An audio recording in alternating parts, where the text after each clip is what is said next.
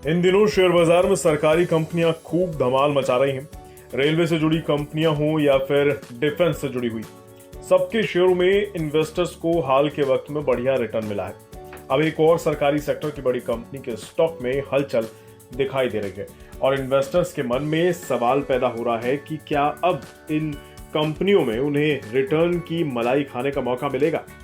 कौन सी हैं ये कंपनियां और इसके शेयरों में तेजी की क्यों उम्मीद पैदा हो रही है, ये सब जानेंगे हम इस रिपोर्ट में।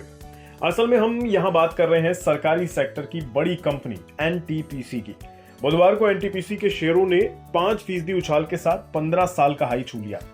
इस तेजी के साथ एनटीपीसी के शेयर 196.65 रुपए पर पहुंच गए थे।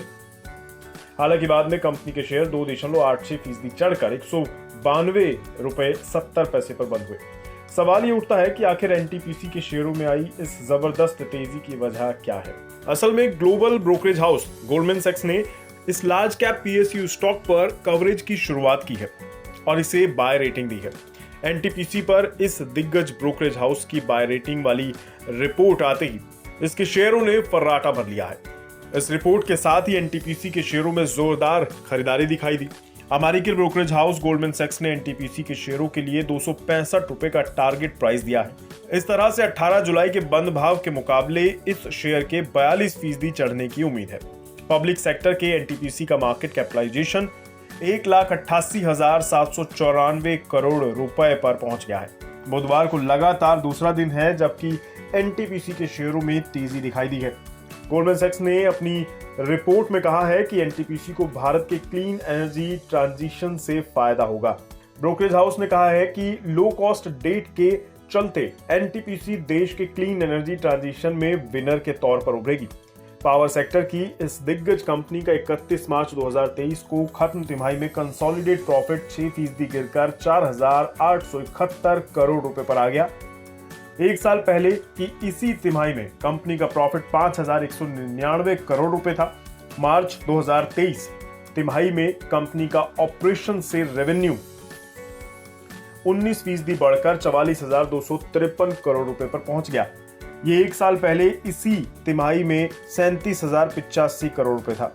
तिमाही दर तिमाही आधार पर मार्च तिमाही में कंपनी का नेट प्रॉफिट दिसंबर 2022 तिमाही के 4,854 करोड़ रुपए के करीब ही रहा। इस तरह से इसका रेवेन्यू दिसंबर तिमाही के 44,601 करोड़ रुपए के आंकड़े के मुकाबले मामूली कम रहा है। शेयरों के परफॉर्मेंस की बात करें तो एनटीपीसी में इन्वेस्टर्स को बीते 6 महीने में 14% रिटर्न मिला है।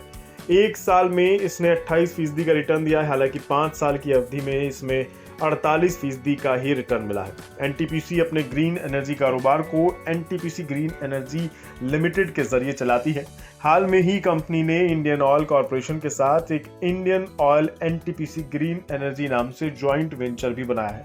एनटीपीसी तेजी से खुद को ग्रीन एनर्जी की ओर शिफ्ट कर रही है।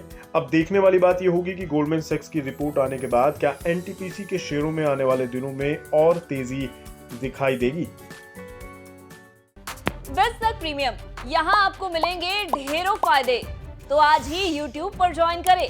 बिज़नेस प्रीमियम मेंबरशिप 159 रुपए से शुरू।